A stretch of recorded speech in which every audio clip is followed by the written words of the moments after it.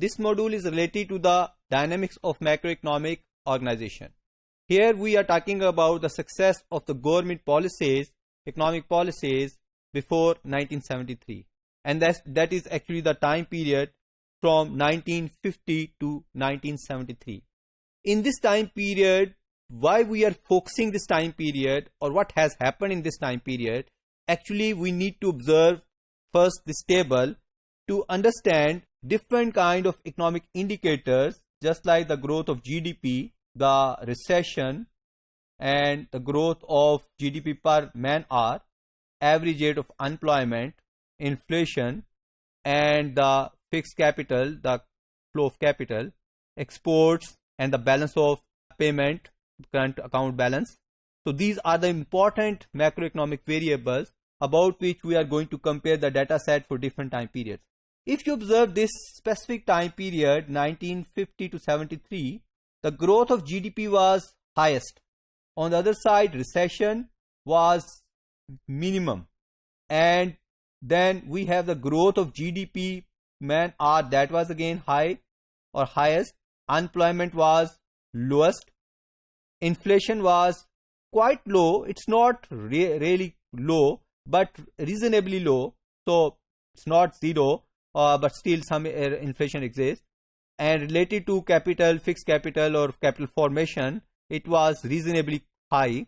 On the other side, export growth was quite high. On the other side, current account balance, if you observe, it is close to zero. So it is close to balance. So all these indicators actually shows that this era has most effective values for all these indicators. Therefore, it shows that this era was quite effective era in terms of economic progress and economic growth, and it leads towards more development in that particular era as compared to other time period.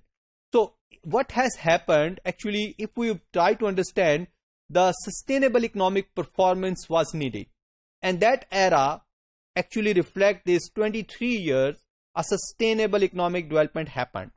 Therefore, the average indicators were quite high as compared to the other time period. What has been observed in this time period? The high growth of output, which was reflected by the GDP. Productivity was quite high. Investment was quite high, more capital formation. And the trade volume was quite high. So actually this means these are the major indicators relating, showing that economy, a particular economy or economies of the world which are growing more effectively as a whole. So what are the factors actually which were considered responsible in terms of increasing or generating that particular situation and leading towards high growth of output, high growth of productivity, more investment, more trade? Most of the experts actually having some consensus over these factors.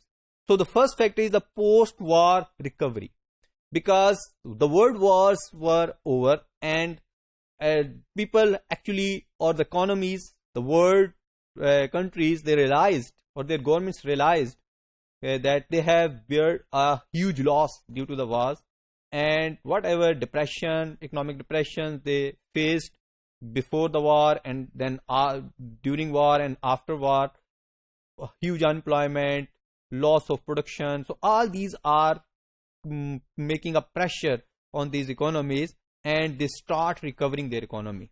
On the other side, they are helping each other as well. Labor shift has happened. Low productivity agriculture, low production agriculture to high productive manufacturing sectors. That kind of transformation happened during this time period.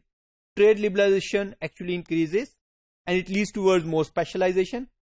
And that specialization actually leads towards economies of scales and economies of scope.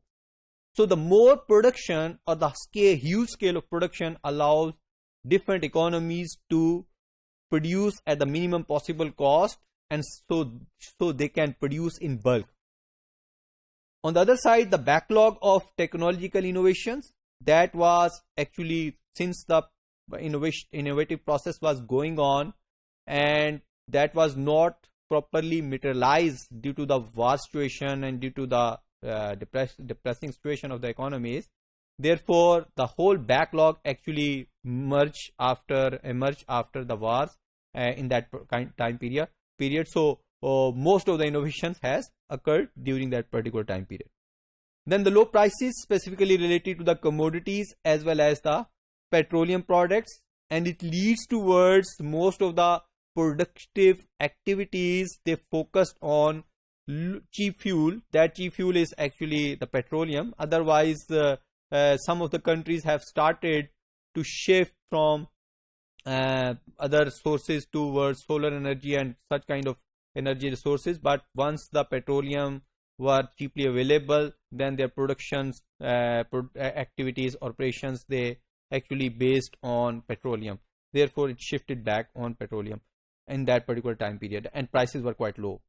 In international financial stability was observed during that time period, and Bretton Woods system was working and making sure that the exchange rate remained fixed, and keeping the exchange rate fixed across the economies allowed to keep the inflation low, so controlling the inflation. So all these are the major factors actually which were considered responsible to make sure that whatever indicators reflected by this table, they are going to happen due to these factors.